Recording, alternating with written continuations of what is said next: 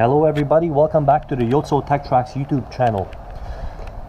I'm going to make a quick video for you guys right now about this homemade camper, travel trailer, whatever you want to call it. Basically, this is all homemade. Everything that you see in this video pretty much is a homemade project. We bought this for super cheap, and it used to be a fairly large pop-up camper. The reason it was so cheap, because most of these campers have water damage over the years, especially the pop-up ones. You have a lot of places where the water can get in, and sure enough, same thing happened to this one, which is the reason the original owner let it go. We got this a couple of years ago, and since then, well, the very first night it was a teardown, and everything got removed, gutted, taken to the trash. And all we needed was actually the frame and the axle. Basically, this had a 2,500 pound axle and a very durable, strong frame. It had a torsion axle at the time, and those frames are very thick, heavy duty, and it was a great starting point. The reason we got it, once again, because the scrap metal was actually more expensive to buy locally to start up to build a frame, and this thing was perfect for its original intent. Since then, it had a lot of modifications, and it is far from finished. It is roadworthy, but right now, because of current world pandemic conditions, a couple of major modifications are happening as you see this video. Let me run you guys through it from to back. Well, a little bit before the rain comes. It's gonna be quite a rainy day today. There's my truck that I'm going to use to pull it with. It used to be towed by a two-door Jeep, but because the family is growing, we need more room, and I really don't want to get rid of this. It is always being modified, so well, the Ram is the tow vehicle of choice for me right now, because it's a crew cab, four-door. It can fit six. It's much better than a two-door Jeep, which we still managed to cram 4 people in there, 2 adults, 2 children, but growing family needs a larger, well, vehicle and a camper. So here we go. From the front, homemade bicycle rack. This is going to be carrying 4 bicycles, 2 adults, 2 children, however you want to arrange those. This is just something I had lying around. This part, of course, is just a square tube, but I managed to use the top part of the bike carrier and the bottom, just modify it and bolt it up to the frame, and plenty of room for 4 bicycles. Right here, this used to be a lot of metal I get it from the scrapyard.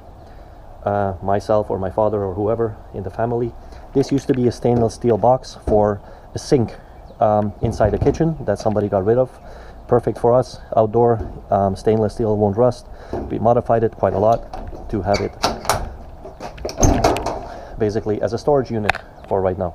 That's all we're using it for, and it serves its purpose. It's not quite waterproof, but all I need is something to keep out of the elements. It's always got different things in it, but it's a great place to store anything that runs hot or even cold, or something you don't want to keep outside in the rain, because again, this camper gets used in all weather conditions, so perfect for that. Very cheap if you can build it yourself. A couple of screws, nuts and bolts, and there you go. This is an external hot water heater, propane type. I haven't got the tank yet, but the tank is going to live in the back for weight distribution purposes, and when I need water inside, propane tank goes here, the line gets hooked up. The water from either portable tanks or shore power campsites that have a water hookup just goes underneath it, and it gets plumbed into the camper. There is a shower inside, washroom. This can sleep 4, 2 adult, 2 children, no problem. I'll run you guys through the interior a little bit later. Right now, again, there's not much time left.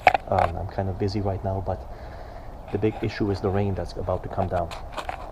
Moving along, well, this camper is actually 18 feet long, more or less. The sleeping area is about 12 feet long by about 6.5, 7 feet. So it actually has a modified queen size bed for the main bed and a single bed for additional use. And in the near future, it's actually going to get a slightly modified second floor, a bunk bed design right on top of here. It's going to have another queen size bed. So in the future, it's going to have 2 queen beds and a single bed that actually folds up into a bench when you need it and folds down for night sleeping purposes. Windows, these are just shed windows, much cheaper than buying RV windows. I've looked into those, and this thing is actually a much better value. It opens up, closes, locks, and we have 3 of those. One in the front, identical, one on the side, and one in the back. Lighting is great, circulation is great for airflow, and no complaints about that.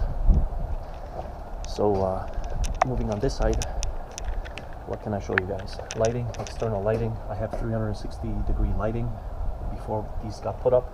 I used to walk around with those little lights mounted to your head, and they're pretty much useless for going outside in camp spots or in the middle of, let's say, when you're parked for overlanding trips. There's no lighting around, so you need all the lighting you can get. They're all LEDs. The 2 of these are going to basically light up this side. I have a light here for the refrigerators. This one is for the door, the entrance, and this one lights up the whole back of the camper. These are floodlights, very efficient, very bright. If you look into them, they hurt your eyes, so I'm not sure how many watts they are. They don't draw too much power, and they are very good for the purpose that I need them for. Coming to the back, this is a full-size spare tire. It's underneath a cover. It matches this tire. This camper is on its way to have a second axle mounted. As I mentioned, this used to have a torsion axle. Since then it got ripped out and the frame got strengthened with plating, and this is going to have an axle that I'm actually waiting for right now. This is going to have a couple of thousand capacity each. It's going to have one axle only that's going to be braked, and this is going to be what's called an idler axle, and just to take up the weight when you're traveling on straight roads, take some pressure off the suspension, the tire.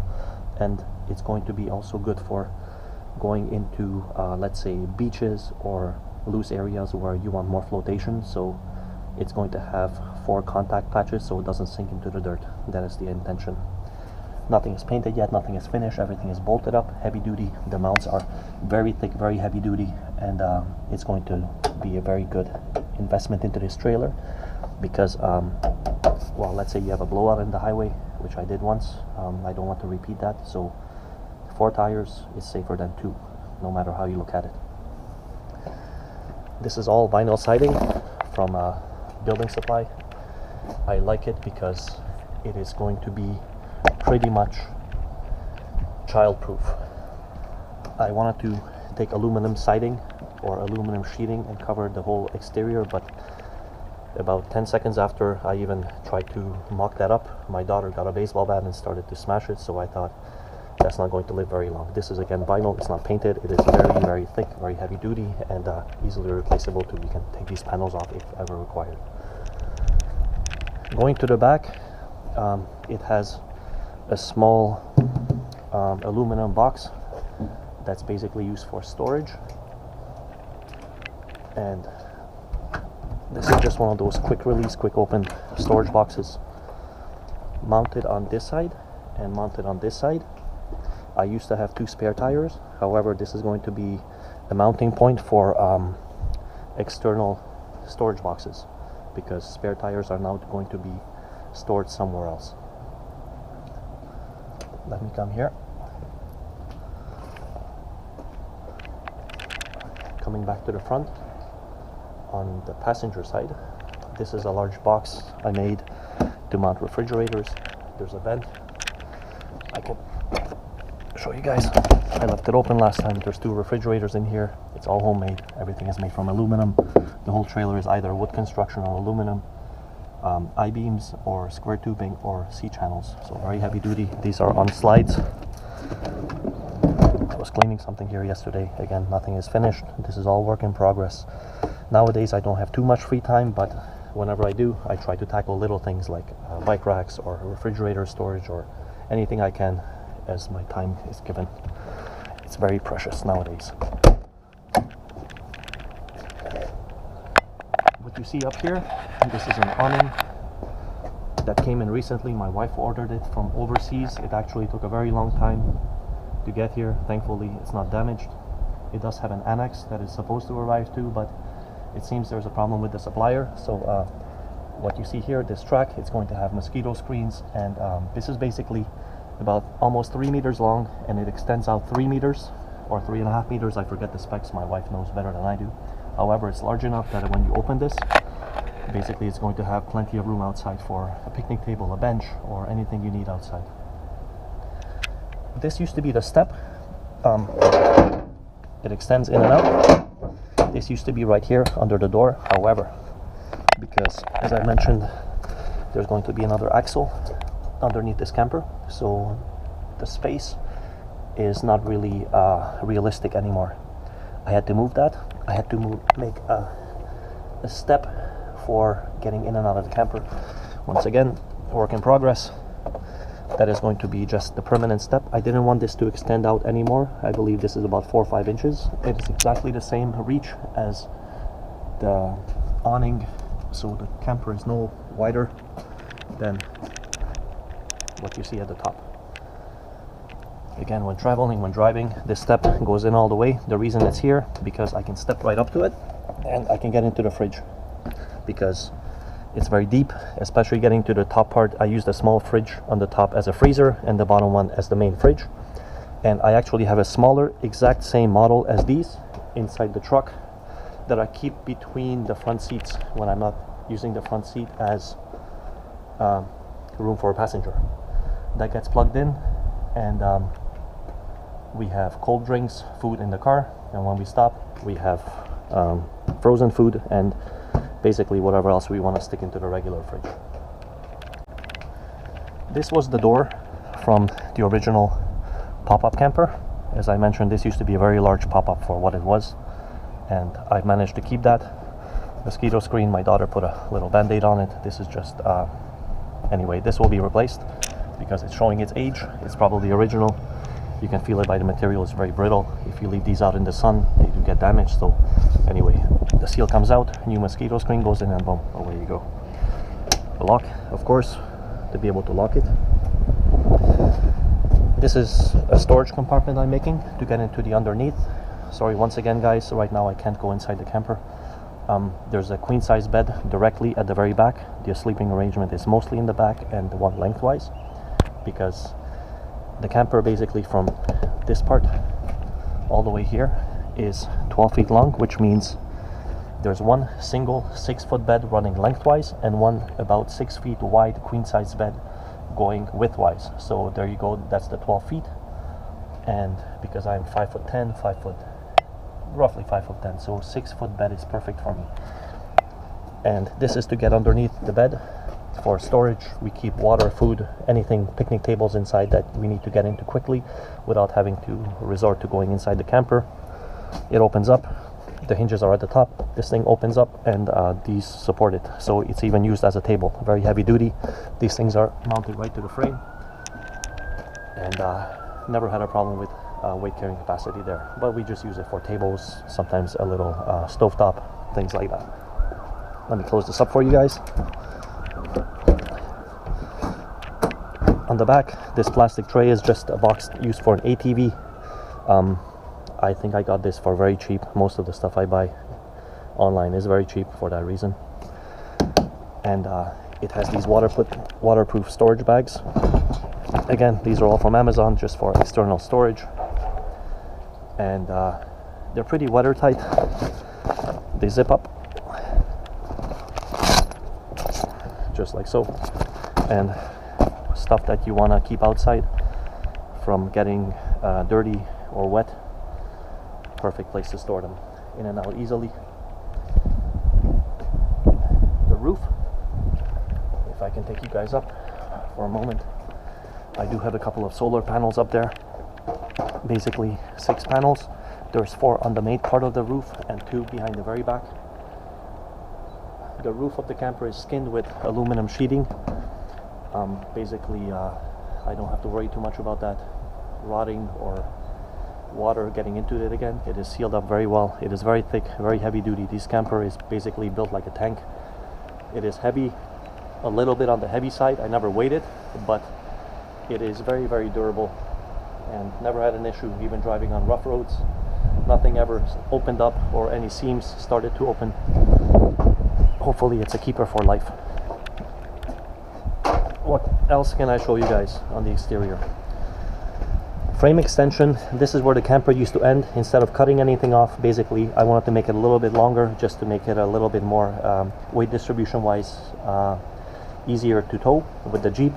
Again, I'm going from a two-door Jeep to a crew cab full-size truck, so I no longer have any issues with towing. Even though this thing weighs a couple of thousand pounds, it was maxed out for the Jeep, but the truck has about 5 times the towing capacity of that Jeep, so no longer have any issues of that.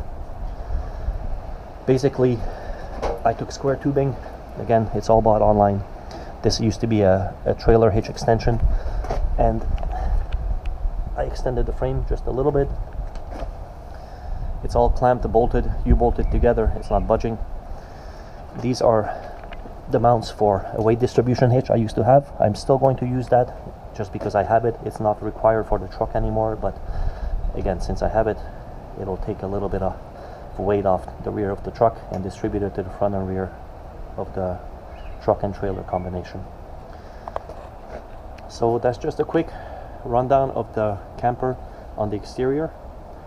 This has served us really well for going into all kinds of camp spots, overlanding, parks, national parks, you name it. To sleep people overnight. It is very, very quiet inside. The walls are about 2 inches thick. Everything is made of aluminum or wood, where it was cheaper or more feasible to do. And a couple of $1,000s we spent on this so far, not much, but that's including everything. And once again, we're able to go anywhere, stay off the grid if we need to, and basically you have sleeping arrangements, you have a washroom, a place to eat, you're out of the elements, out of the rain. It is pretty much watertight. A couple of issues I have with the windows, because these are shed windows. They're supposed to be mounted 90 degrees, but because of where the studs are, and my wife wanted windows that are actually mounted horizontally more, so the only issue is a little bit of water leaking inside. But I'm going to have a small awning put on the top of it, so most of the rain that does come, it won't actually wash into the windows. It's going to be washed outside more. Other than that, no issues. Right here, just a plexiglass cover to protect this front window from rock chips. If you notice, a lot of campers, they don't have windows in the front half, because when you're towing and any road debris, rock chips fly up, they can shatter these windows. So I just put this here. The original intention was to remove it, but because it's semi-clear, it's just an old piece of plexiglass, but the lighting inside is still not obstructed, hardly anything, so we just leave this permanently on there and never have to worry about shattered windows or any kind of problems with that. What you see up here, this is the plug-in for the electrical. I used to have an electrical water heater in there, but I no longer need that because I've gone to a propane mounted one. And basically, until the propane runs out, cold water you can turn into instant hot water very quickly. We no longer have to wait for the water to heat up. And I hope you guys like this camper. Once again, this is just a very short, quick introduction. I'm pressed for time, and the weather is still cooperating, but it's supposed to come down really quickly. And I'm happy I was able to come out here, show you guys this small camper. The next time you see it, probably I'm going to make a video for you guys how to install the axle. We're waiting for the supplier to finish building that one, and it's going to be mounted up here. And I have tires from an old camper that I'm going to be using. This is going to have a very weird setup, but it'll be functional. These tires are basically 26 inches in diameter, and the other tires that are going to be mounted here are going to be about 21 inches in diameter. So it's going to have an asymmetrical setup, which is one of the reasons I need to run a different spare. It's not a big deal because I already have those, but the idea is going to be the larger tire is going to be mounted there for the spare, and I'm going to make a mount right through the wall structurally to hold the other spare here, and rotate those every once in a while just to keep tire wear down.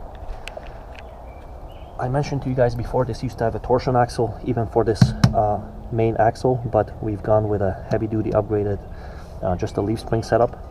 It was cheaper, easier to fix, because I've noticed after that the axle had a little bit of a bend in it.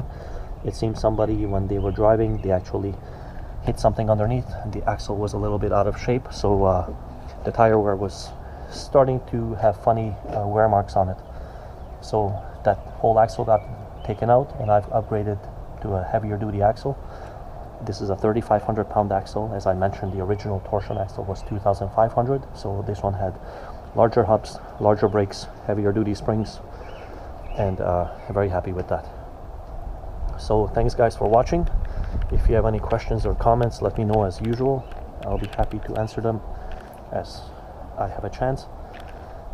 This is once again a work in progress. It's something I'm really happy with.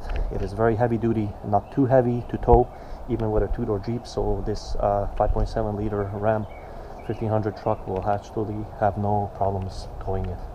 The Jeep was struggling a little bit on the biggest mountains, but once again, this truck has about double, triple the power and 5 times the towing capacity. So if I was able to tow this with a two-door Jeep, no more problems regarding that. So thanks guys for watching, and see you next time on the Yotso Tech Tracks YouTube channel. Thanks for watching. Bye bye.